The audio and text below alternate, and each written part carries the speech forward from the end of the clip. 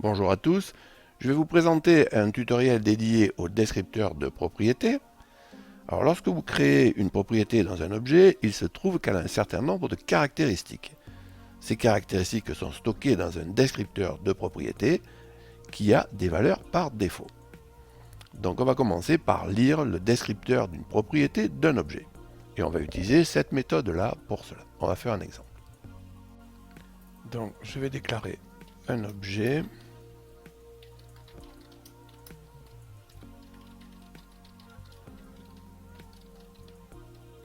Puis je déclare une variable.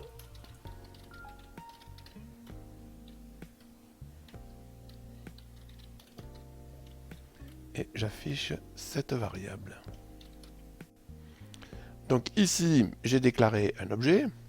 Je lui ai placé une propriété dedans que j'ai initialisée à une valeur. Ici, je déclare un descripteur.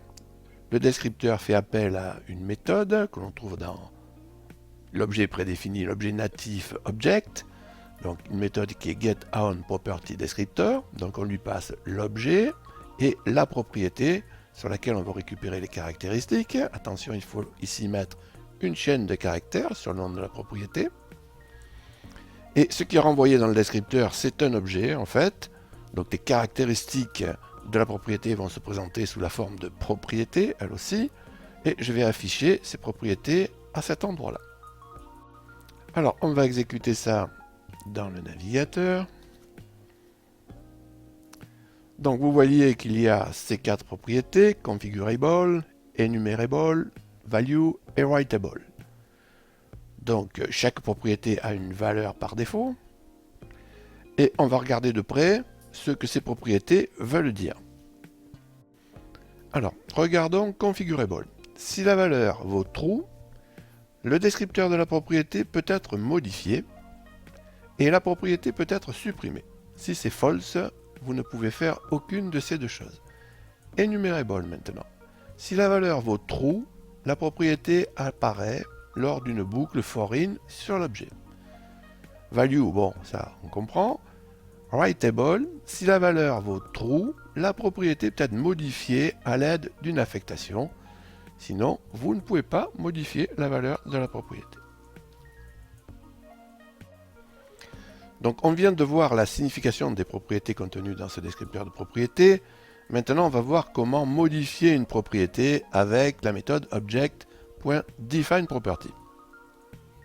Alors, je vais faire un defineProperty.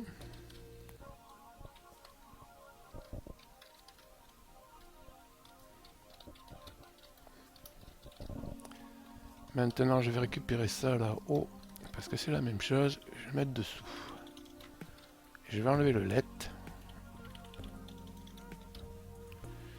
Donc ici, je fais un object define property. Je passe l'objet en premier argument, la propriété toujours sous forme de chaîne de caractères en deuxième argument, et ensuite ici un objet avec la ou les propriétés que vous souhaitez changer, enfin que je souhaite changer là ici.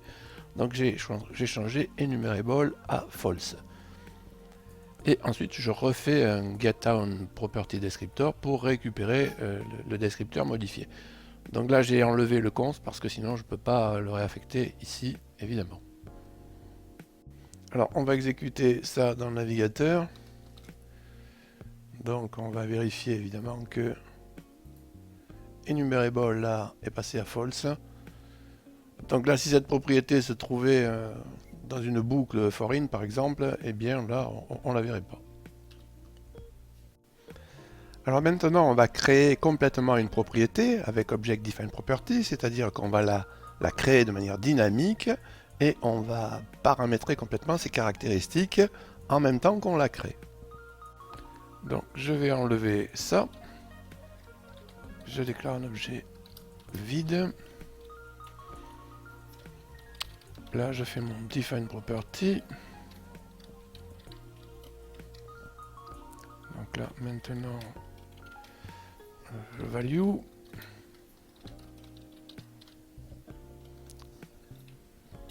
Configurable. Writable. Enumerable. Ok. Ok. Et là, j'affiche l'objet. Donc ici, je déclare un objet vide. Ici, avec Define Property, je vais créer dynamiquement une propriété sur cet objet vide qui aura ces caractéristiques-là. D'accord? Donc là, je fais un console log de l'objet pour voir la propriété que je viens ajouter. Et ici, je récupère un descripteur. Alors, il faudrait bien mieux que je le déclare. Enfin, un descripteur, une variable que j'ai appelée DES pour récupérer le descripteur. Et j'affiche cette variable. Donc, on va exécuter ça dans le navigateur. Donc ici, vous voyez la propriété qui a été ajoutée. Et ici, les caractéristiques avec lesquelles ça a été fait. Alors ce tutoriel est terminé, je vous remercie de m'avoir écouté.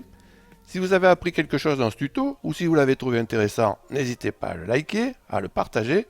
Si vous voulez être prévenu lors de chaque mise en ligne de nouvelles vidéos, je vous rappelle que vous avez la possibilité de vous abonner à cette chaîne. Dans ce cas, n'oubliez pas d'activer les notifs. Salut et à bientôt!